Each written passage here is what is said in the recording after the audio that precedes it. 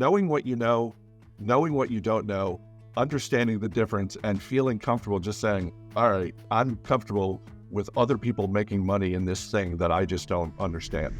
If you can remove your emotions from the equation of investing, I think it makes you a stronger investor. So once you buy shares of a company, you tend to pay attention to it. You tend to watch it a bit more closely. You tend to learn a bit more about it.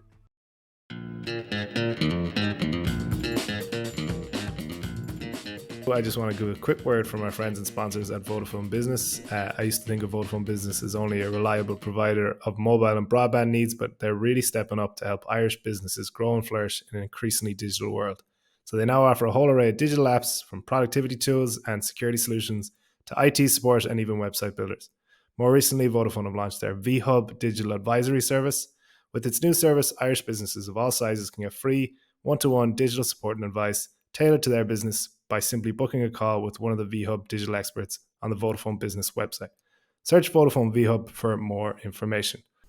Hello everyone, I'd like to take 1 minute to tell you about a brand new MyWallSt service called Nexus and to invite you to register your interest so you can be the first to hear about it when it launches in November. As you know, AI is changing all businesses, and those who do not embrace it risk being left behind. The product we've created fuses state-of-the-art AI, advanced filtering, and the intelligence of master investors for short, actionable insights. There are over 58,000 listed companies on 60 exchanges around the world, from which just a handful will grow 100-fold or more. Just one is required to change your life. Nexus is built to find it. Had it existed at the time, Nexus would have pinpointed stocks like Monster, Sleep Number, and Biospecifics, all ahead of a minimum 100-fold growth. This is a low-volume product for serious long-term investors. Register now via the link in the show notes or visit mywallstreet.com/Nexus to express your interest. Hello, and welcome Chris Hill to Stock Club. Chris is, you'll be forgiven for thinking you might have tuned into the wrong podcast, because Chris was the voice for many, many years of Motley Fool Money. He's also a storied career in Motley Fool. I've given you his full rundown in the intro before this. So Chris, welcome to Stock Club. Thanks for coming on. It is my pleasure to be here. Thank you for having me. And you're on for a very specific reason. Now, we're going to talk about it a lot at the end of the show, but I just want to make sure people know that you'll be joining us in Dublin in a couple of weeks. Absolutely. I can't wait. Yeah. So November 17th in the Westbury Hotel, we are hosting the Horizon annual members event. And for the first time ever, we're opening up to the public. So if you are interested in buying a ticket and to hear Chris emceeing with Emmett, with Bill Mann from the Motley Fool fame as well, I think you might even have to listen to me if I'm there. I'm not sure yet. You can check out the show notes for today's episode. And Chris, I think it's going to be a great show from everything you've told us so far. I don't want to give away too much in this episode, but I'm really looking forward to it. So am I, and we'll talk about this in a bit, Mike. But there's, for 15 years I was involved in events like this at the Motley Fool, and there's nothing like investors getting together in the same room. We'll talk more about it in a bit, but that is my main headline thought about events like these. Like, there is nothing better than getting together in a room full of investors. Absolutely. So if you are one of those investors listening, lads, check it out. And you don't have to be a member of Horizon, so just check out the show notes for tickets for today's show. Okay, Chris, we're going to get into it now. And I'm really interested in your career because you've been around this industry of retail investing for so long. I think it was 1997 you started at the Motley Fool. Is that correct? That is correct. Yeah, and you recently just finished up there. That's true? Yes, yeah. Earlier this year. Yeah, so that's a pretty storied career. You've seen a lot. And I know your expertise lie in the more of the media side of things, but I'm going to kind of put you on the spot and ask for a bit of a kind of insight into how retail investing in particular has developed over the course of that 20 plus years and what you've seen, especially kind of, we'll say, on the front lines of it with the Motley Fool. So it's interesting, Mike, because, in my early days at the Motley Fool, the late 1990s, the retail investor revolution was really just getting started. And I'm glad we are no longer at this point, but in the late 90s, it was an open question. It was debated on a regular basis in the financial media. Should individuals be investing in the stock market on their own?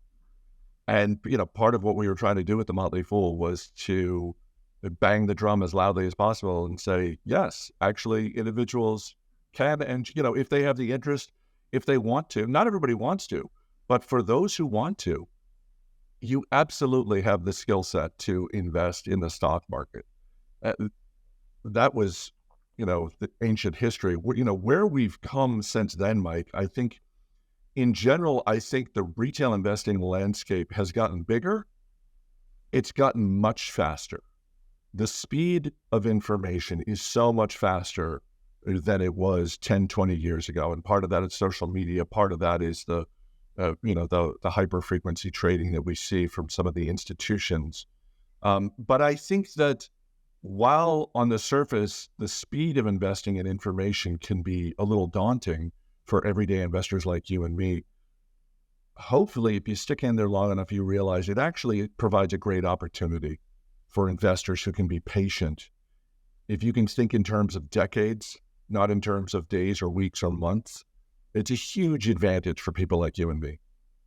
Absolutely. And I think almost ignoring that information is the advantage, we'll say. But the one or possibly two things, you mentioned the access to information. I'll also throw in commission-free trading on top of that as the two major kind of inflection points from, say, when Charles Schwab first introduced it, and then we have Robinhood coming in, and then there's a plethora of smaller brokers nowadays that give away commission-free trading that are all powered essentially by payment for order flow. But for individual investors, it's great, and it's this new level of access to the stock market. How much do you think that has affected how the industry works now? Because it is a fairly recent phenomenon and probably is still playing out.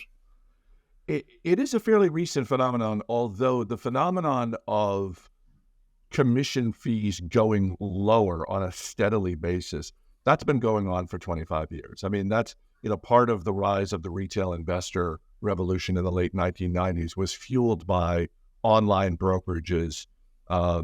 Schwab is probably the biggest one remaining, but you can throw out names like E-Trade, Ameritrade.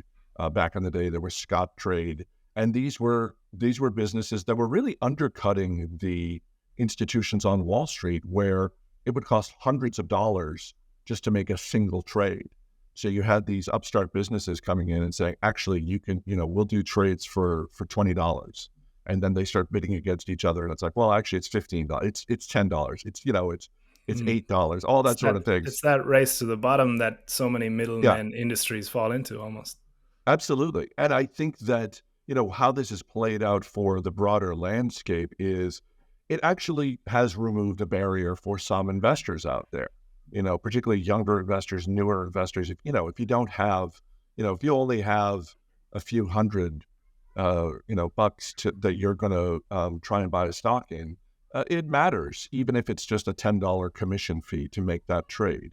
I think what we've seen over the last 3 years in particular is some newer investors really get caught up in the commission-free trading, and maybe they're doing a bit more trading than they should. In early, I would say mid 2020 into 2021, when the market was going up, I mean, that seemed like, well, it seemed like a movie someone of my age has seen before. We've seen these manias before, where the market is on an amazing bull ride, and you can just close your eyes and throw a dart at a board and hit a stop, and it's probably going to go up. Of course, the flip side of that is what we saw last year in 2022, which was such a rough year for so many investors, myself included, where it doesn't matter how good the news is coming out of a given company, the stocks are going to be sold off.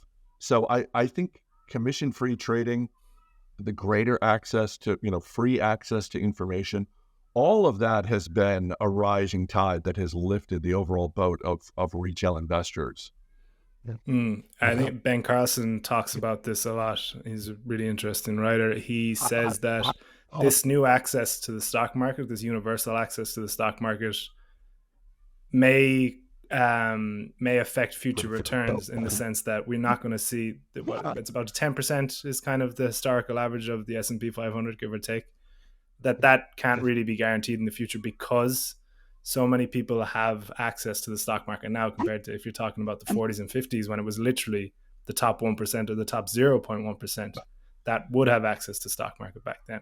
Now, I'm not sure if he's right. I hope he isn't, but it carries a bit of weight. Like, what do you think in terms of that? Well, it's an interesting point. I think that, again, to go back to the example I just shared, there are people who started out investing, and unfortunately for them, they started investing at the wrong time. It was a rough market. And so, we've had probably throughout time, and certainly in the last few years, a number of people who have started investing. It didn't go well for them. And then they said, that's it, I'm out. They washed their hands of it. They're no longer interested in investing in the stock market. So I think that it provides one counter to Ben's argument, because it's not going to be a straight line up. And I think for a variety of reasons, we're never going to have absolutely every, there's never going to be 100% participation in the stock market. The other thing is, I do wonder if we start to see a little bit of, I don't want to say the pendulum swinging all the way back in the other direction in terms of the cost of trading and sort of what happens for individuals. But I remember 4 or 5 years ago talking with a financial planner. I was at a conference, was chatting with this guy, and I asked him, what's your biggest challenge as a financial planner? And he immediately answered that for him, it was figuring out how to communicate with his different clients and prospective clients. There were some clients who very much wanted to talk over the phone. There were younger clients who did not want to talk on the phone at all. They just wanted to do everything by text, and a website and a platform and that sort of thing. And so I think that's one other counter to Ben Carlson's argument. Everybody's different. Everybody has different goals and different levels of comfort in terms of what they're interested in investing in. So I think that's always going to have an evening out effect on the market. Absolutely. And another one of favorite phases from Ben Carson is we just don't know what's going to happen either. So there's no point gluing yourself to these kind of predictions.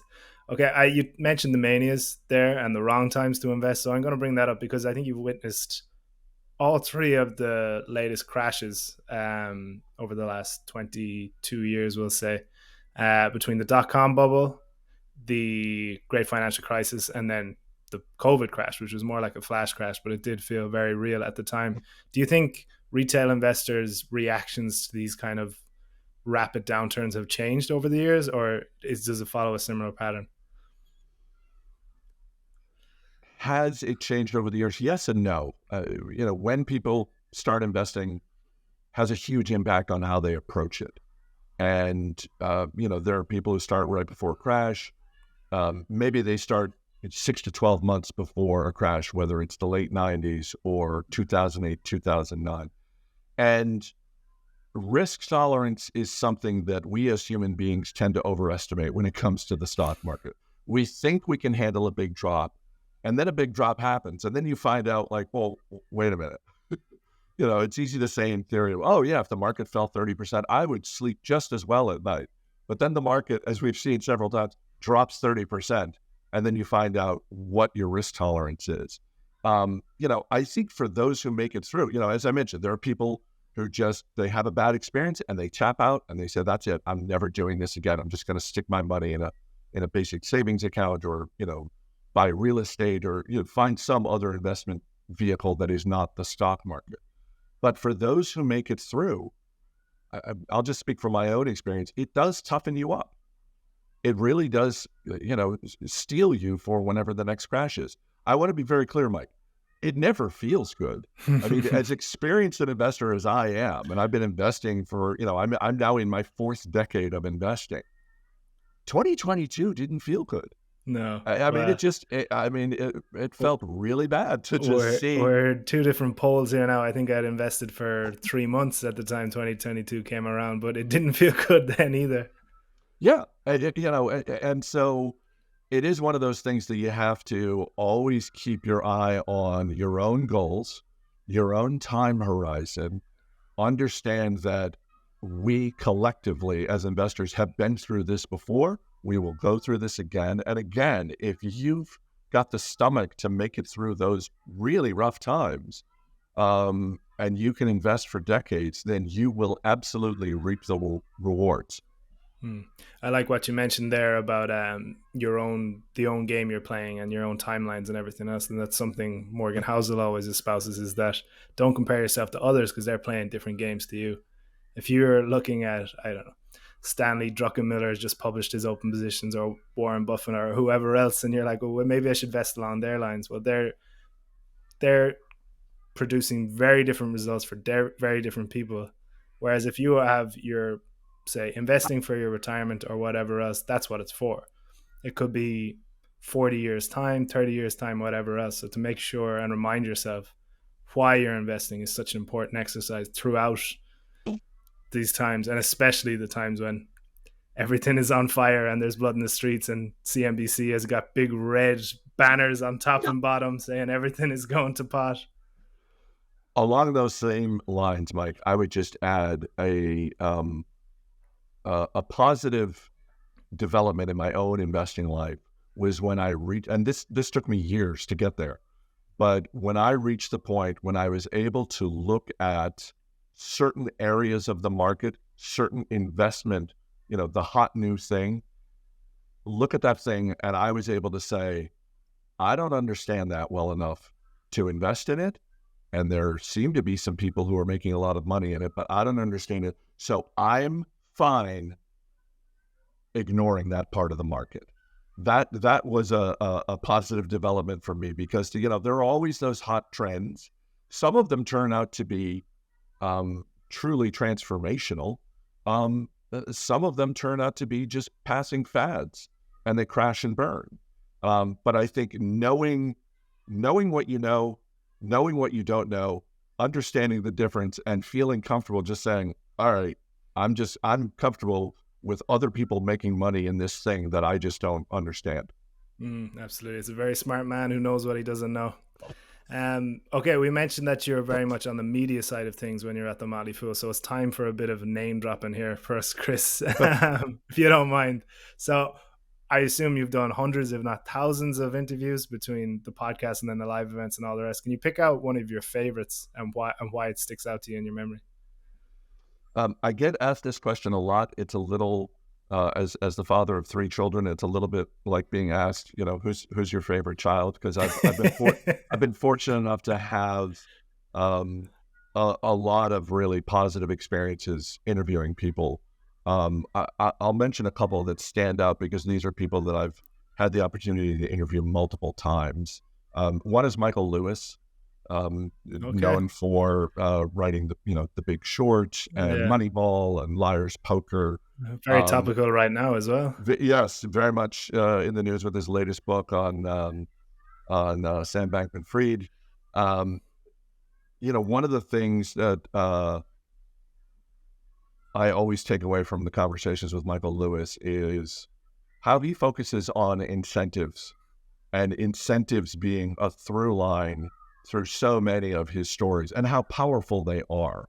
Every now and then I get the chance to speak to university students, and I always recommend reading The Big Short. I love the movie. I actually watched the movie again recently. I've seen it a number of times. I love the movie The Big Short.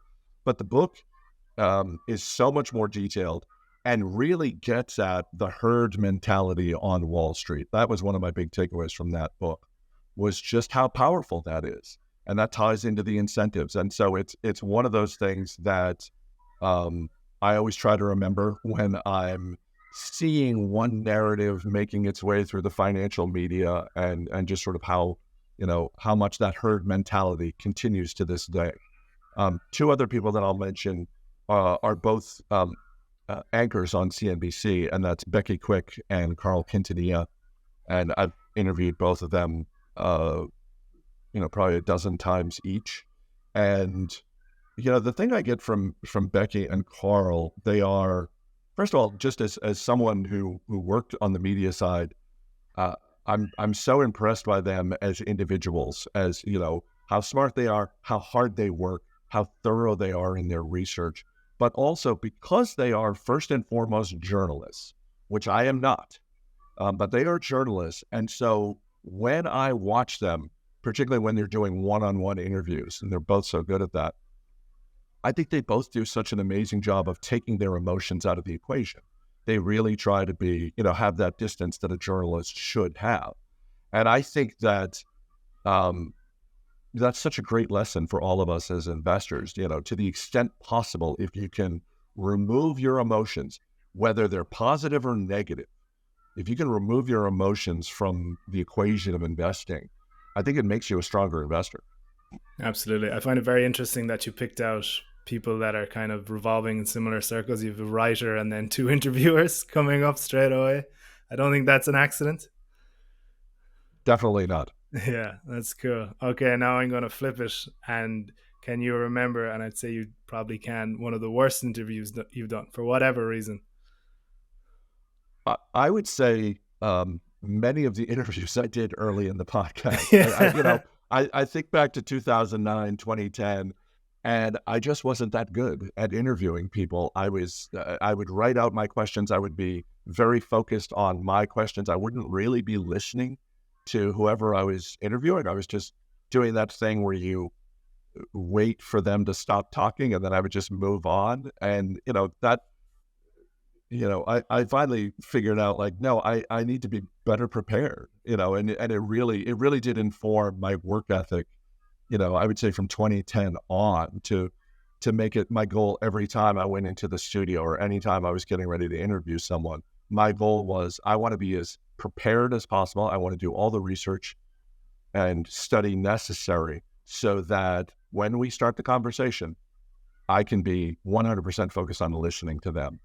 And so, yeah, there was never an interview where it's like, that was a bad interview because the person I was interviewing was bad. No, They were bad because I was not good at my job. You have no Bill Mann, Elon Musk moment in your repertoire. No, nothing quite like that. I was in the room for that, and it was sort of a breathtaking moment.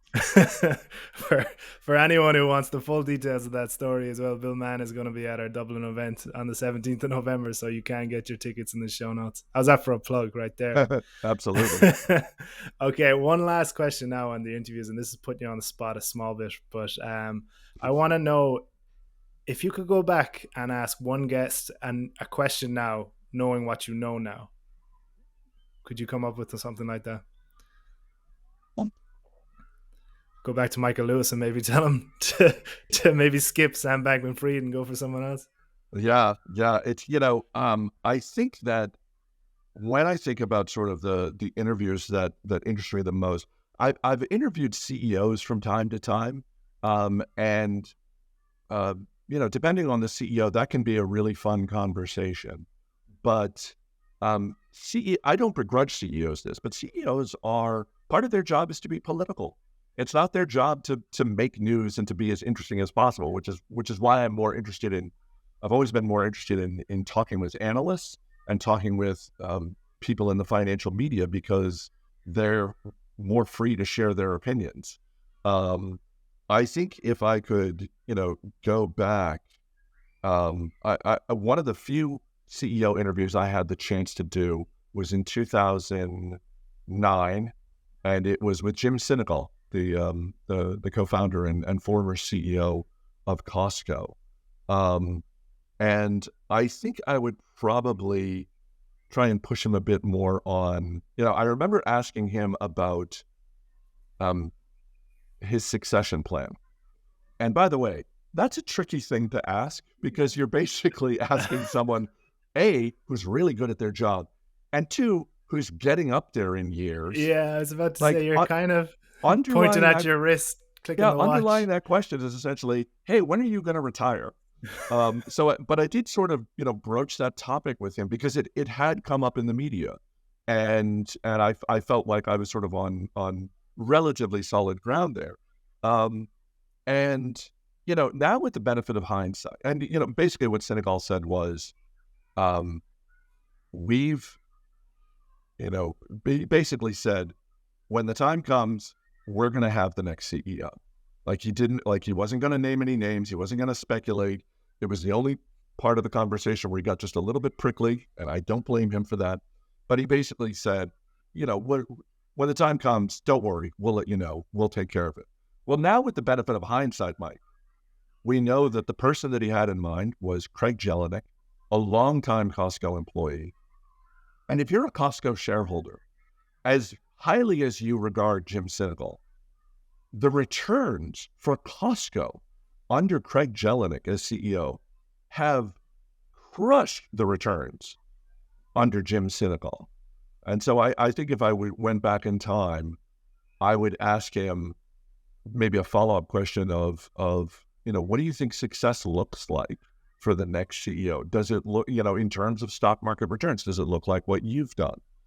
Because it really is incredible that business, which is basically the same business it was when Sinegal was running it, it's amazing how that stock has performed. There's some parallels there with Apple as well, where you have the founding CEO and the big personality. And then Tim Cook came in, and his returns since he's been involved, I know he bought back maybe a quarter of the company in share buybacks, but the efficiency and the non-flashiness of Tim Cook came back in. He did a lot of very smart financial moves. He moved into services and all the rest. It's not sexy like Steve Jobs coming out with an iPad on stage and the black turtleneck, but it's actually more efficient for shareholders because they're building on top of such strong foundations as well. It's a great point, Mike. And I would encourage anyone listening, don't take our word for it. Go back to look up online and look at what the business media coverage of the torch being passed to Tim Cook was like. It was essentially, boy, does this guy have not just big shoes to fill, he has arguably the biggest shoes in the history of business to fill. And no one was predicting the kind of returns for Apple under Tim Cook as CEO, particularly in the wake of the amazing returns that stock had under Steve Jobs. Yeah, absolutely. Okay, I'm going to cut in here real quick just to plug our newsletter. So if you like listening to us, you're going to love reading from us. We are delivering to your inbox one of the most unique products on the market, and it's completely free. No one else is covering the markets we cover with Charging and Fearless, where we deliver to you a new weekly stock pitch that can be from Amsterdam, Tokyo, Paris, or somewhere in between. So that's completely free stock pitch every week. You'll have it read in about 30 seconds flat, and we can almost guarantee most of these companies are going to be brand new to you, which is where you get an edge. So sign up now in the show notes for this episode. Okay, Chris, I'm going to give you a bit of a quiz now. Obviously, you've been at the Motley Fool you were at the Motley Fool for 25 years, maybe, give or take. Not to give away your age years, there. Yep. 26. I'm like you now, ticking on the watch here.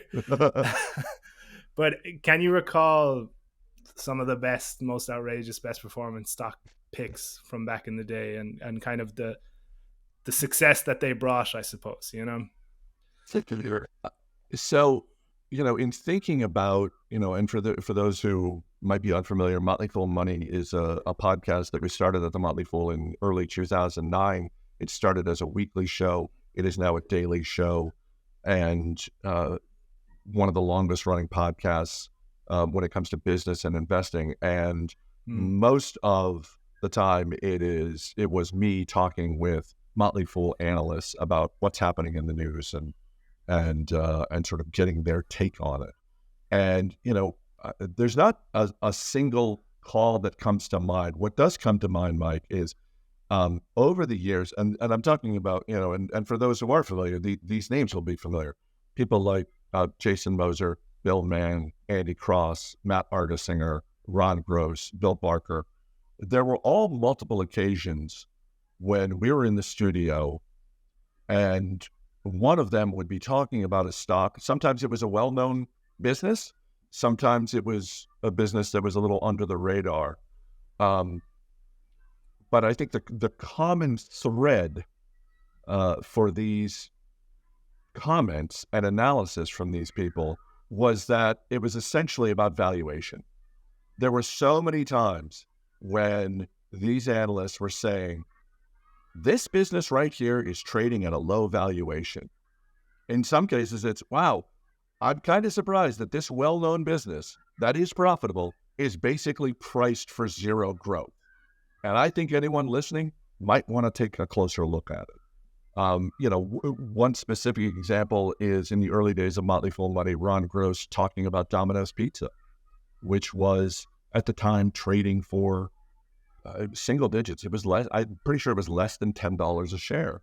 And they were, they had a new CEO. They were going through their whole PR campaign about admitting our pizza's not very good, which which was, a masterstroke, I thought, by Patrick Doyle, who was the CEO at the time, and his team.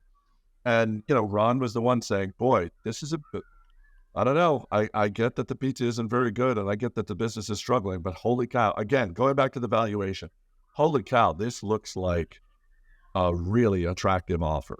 And that's something that slowly over time I was able to pick up on in my own investing life, and sort of, because I'm not necessarily someone who looks at valuation first, but there have been times where I have looked at stocks and added them to my own portfolio because of that very reason, where it's like, wow, you're going to sell me this stock at that, the most recent example, and maybe my only bright spot of 2022 was last year when shares of Nike came out with an earnings report, I think in the middle of 2022.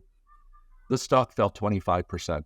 And I did, Nike was one of those stocks I'd had on my watch list for a bunch of years. And I just thought, boy, that really seems like an overreaction. And it looks like this thing is on sale right now. Yeah, absolutely. I was going to mention there, I've been looking at similarly at Zoom for a strange reason. I think it was priced at almost 11 times enterprise value to free cash flow, or something nuts like that, for forward free cash flow. And I was kind of like, oh, I don't know, is it a business in decline, whatever else, is it becoming commoditized? And then I just had a Google Meet yesterday, and I've never been more motivated to buy shares than after being in a Google Meet for an hour. Oh, it was awful. We had echoes. We had, when there's three people's face on three versions of one face on the screen and everything else. So yeah, it is interesting, especially when we talk about long-term investing. Valuation probably isn't the top of the list, but it plays such an important role at the same time.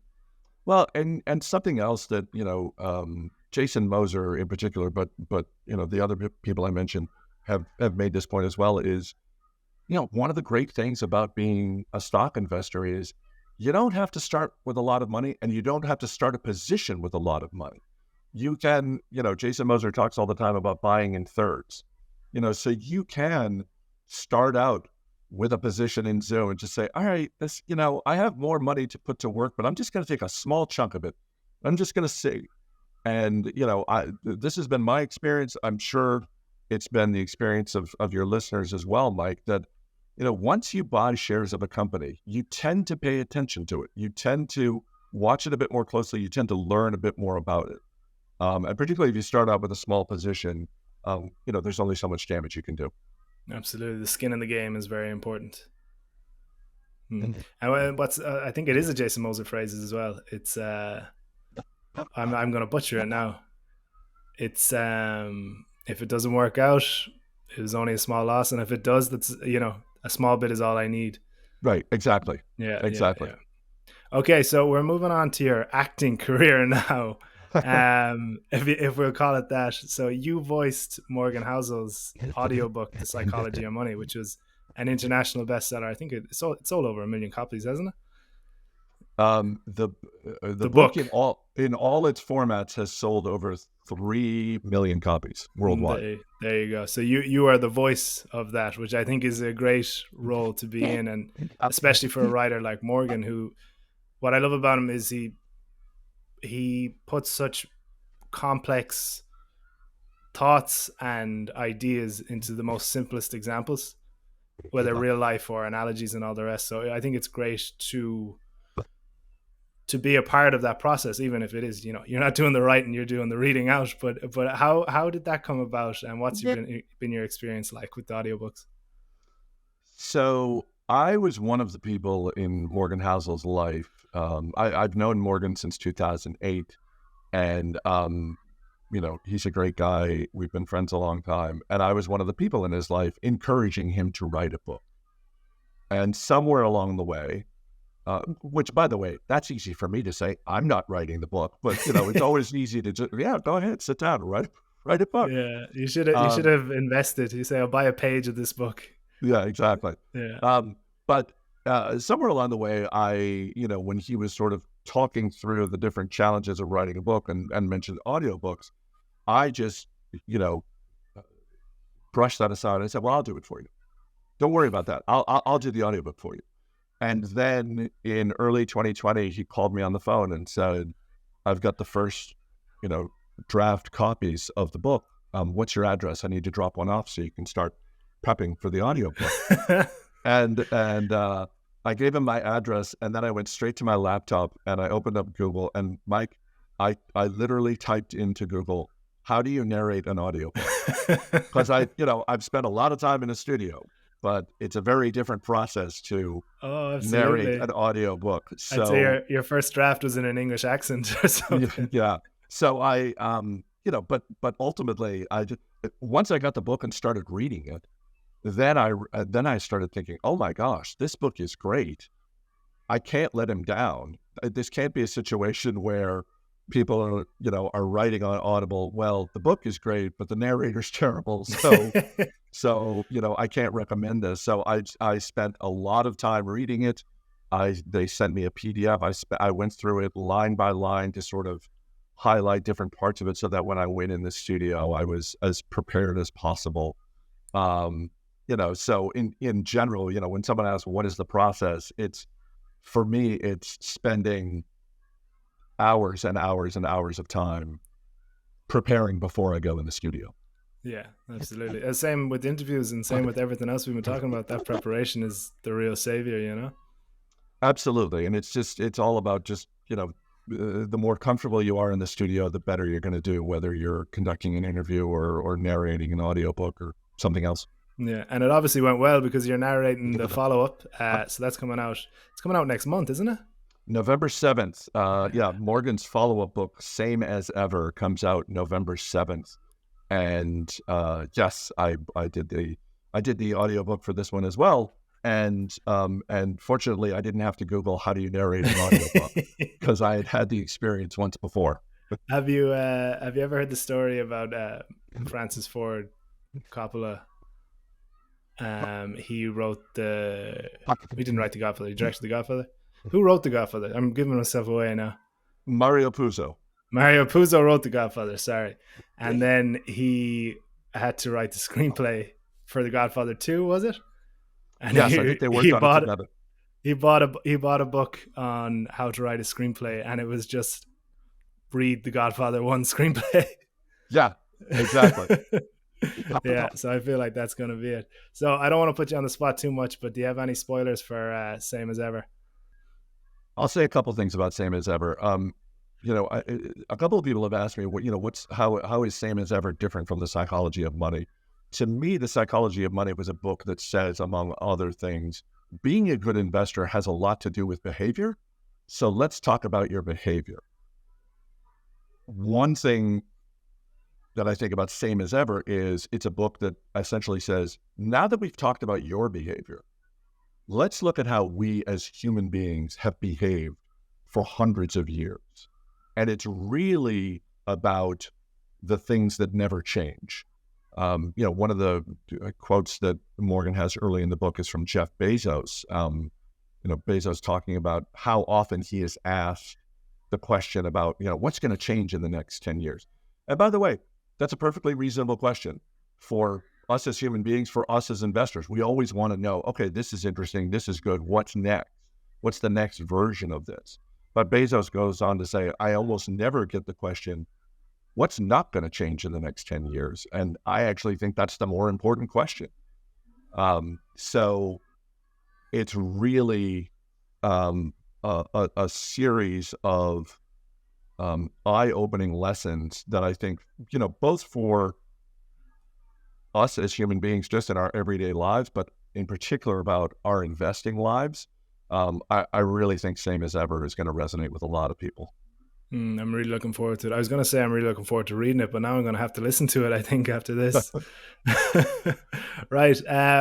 One last question now, and then we're going to get finished up here. And that's around our live show on the November 17th in Dublin. So you've manned a fair amount of these in your time at the Motley Fool. How are you looking forward to your first Dublin show? And what do you have in store for us without giving too much away? Not dissimilar to Morgan Housel's book. You know, we got to keep them on the line here. Absolutely. I'm so looking forward to this event. As I said, I've done dozens of events like this in my time at the Motley Fool. And look, I love podcasts. I love reading. There are a lot of different ways to get information as an investor, but for my money, nothing compares to events like this, because you get that interaction that you cannot replace with texting on a phone or even over Zoom or something like that. There's nothing like investors getting together in the same room talking about stocks, because that's the thing about investing is for as many people as there are investing, and there's certainly a lot more than there were 25 years ago, it is still a pretty solitary endeavor. I don't know about you, Mike, but I don't have a lot of friends who are really into stock investing. I'm the only person in my immediate family who's really into stock investing. So getting the chance to meet up with like-minded investors is something I always jump at. So in terms of a little bit of a preview, without giving too much away, one of the things we're going to be talking about is stock investing opportunities in 2024. We're going to be talking about industries that investors should be keeping an eye on. Certainly 2023 has been a better year than 2022, but that's a pretty low bar to clear. And I think that there are some industries that are poised to do even better in 2024 than they did this year.